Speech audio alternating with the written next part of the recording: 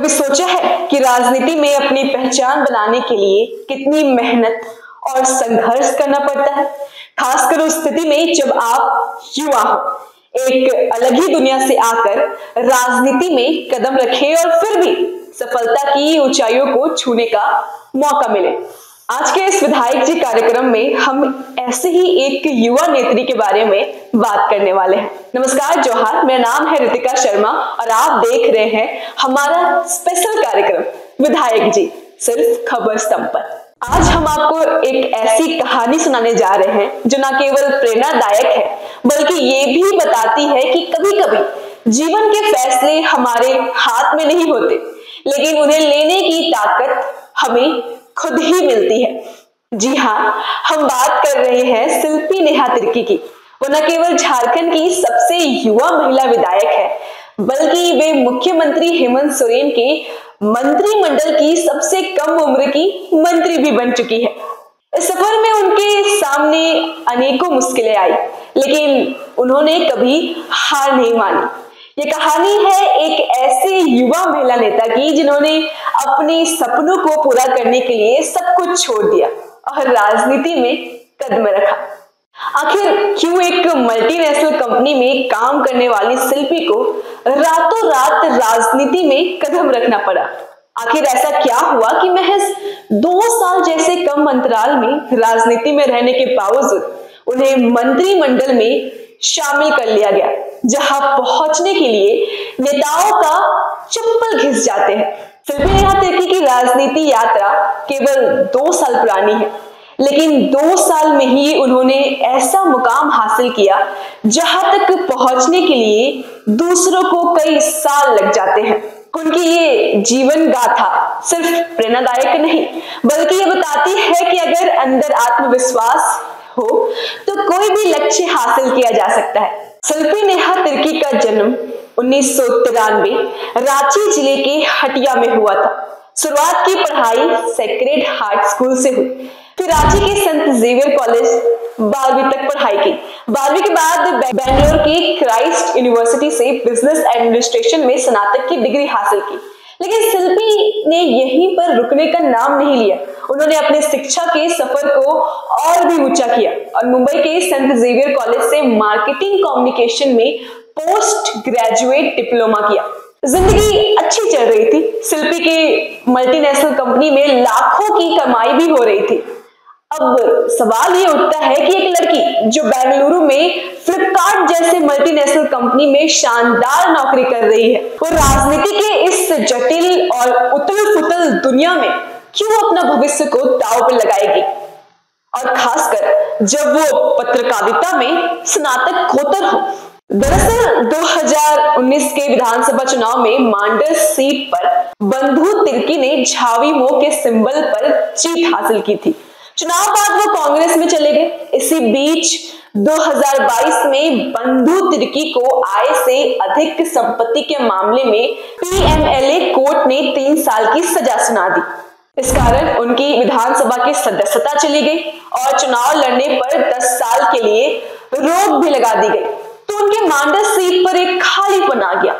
लेकिन इस खाली सीट पर बंधु तिर्की ने अपनी बेटी यानी कि शिल्पी नेहा तिर्की को उम्मीदवार के तौर पर उतारने का फैसला लिया। उस समय शिल्पी महज 28 से 29 साल की थी। बेंगलुरु की एक मल्टीनेशनल कंपनी में नौकरी कर रही थी। इधर मांडर सीट खाली हुई तो वो उपचुनाव की घोषणा हो गई। आनंद फानन में शिल्पी नेहा तिर्की को बेंगलुरु से अच्छे पैकेज वाली नौकरी छोड़कर झारखंड आना पड़ा। 2022 में मांडर विधानसभा सीट पर उपचुनाव हुआ और शिल्पी ने कांग्रेस पार्टी की टिकट पर इस सीट पर चुनाव लड़ा। ये चुनाव शिल्पी के लिए एक चुनौतीपूर्ण सफर था, क्योंकि वह केवल उनके लिए नहीं बल्कि उनके परिवार के लिए भी महत्वपूर्ण था। उनके पिता बंधु तिर्की जो उस समय विधायक थे, आय से अधिक संपत्ति के मामले में दोषी ठहराए गए थे और उनकी विधानसभा सदस्यता भी रद्द हो गई थी।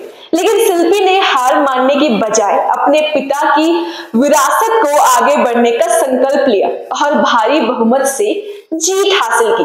इस जीत ने उन्हें झारखंड विधानसभा की सबसे युवा महिला विधायक बना दिया। इसके साथ ही शिल्पी ने यह साबित कर दिया कि युवा और नई सोच ही राजनीति की दिशा बदल सकती है।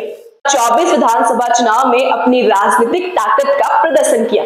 इस बार उन्होंने बीजेपी के सनी टोपो को 22,803 वोटों के विशाल अंतर से हराया।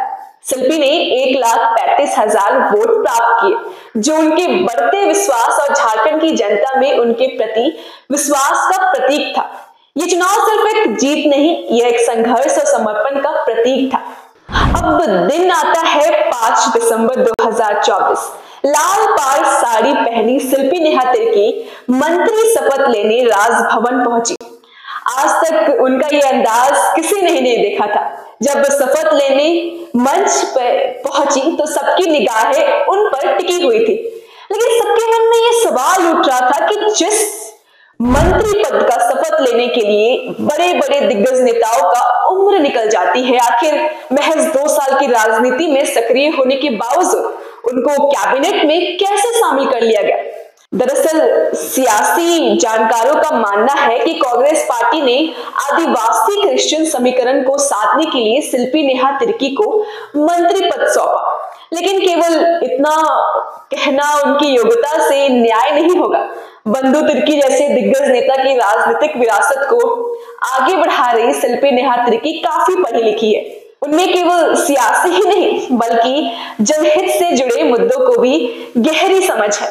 शिल्पी नेहा तिर्की में प्रशासनिक दक्षता भी है। गौरतलब है कि हालिया संपन्न चुनाव में कांग्रेस की शिल्पी नेहा तिर्की ने मांडर सीट के सन्नी टोपो को 22,000 वोटों से भी तो हराया था। इसलिए महज 31 साल की शिल्पी को मंत्री पद का कमान सौंपा गया। एक बार जब शिल्पी नेहा तिर्की से पूछा गया कि कॉर्पोरेट जीवन छोड़कर राजनीति को कैसे संभालेगी, क्योंकि राजनीति तो 24 घंटे के काम होती है, उन्होंने इसका जवाब देते हुए कहा कि मुझे लगता है कि मेरे कॉर्पोरेट बैकग्राउंड और मेरे पिता के अनुभव का संगम मुझ में सही दिशा में आगे बढ़ने के लिए प्रेरित करता है। और जाहिर तौर पर हमें ये चीज साफ साफ दिखाई भी दे रही है कि शिल्पी नेहा तिर्की ने अपने पिता का विरासत को बेखूबी से संभाला है। शिल्पी नेहा तिर्की की ये कहानी साबित करती है कि अगर आपके पास सपने, संघर्ष और निष्ठा हो तो कोई भी लक्ष्य हासिल किया जा सकता है। वह आज झारखंड के विकास के लिए एक प्रेरणा बन चुकी है और आने वाले समय में राजनीति में और भी बड़े बदलाव लाने वाली है। उनके संघर्ष और समर्पण की ये कहानी हर युवा और महिला नेता के लिए मूल्यवान प्रेरणा है। अगर आपको ये कहानी प्रेरणादायक लगी हो तो इस वीडियो को लाइक, शेयर और सब्सक्राइब करें। शिल्पी की तरह अपने सपनों को साकार करने के लिए कदम उठाइए, क्योंकि जब इरादा मजबूत हो तो हर मंजिल आसान हो जाती है। तो आज के इस विधायक जी कार्यक्रम में बस इतना ही। तब तक के लिए दीजिए हमें इजाजत। धन्यवाद।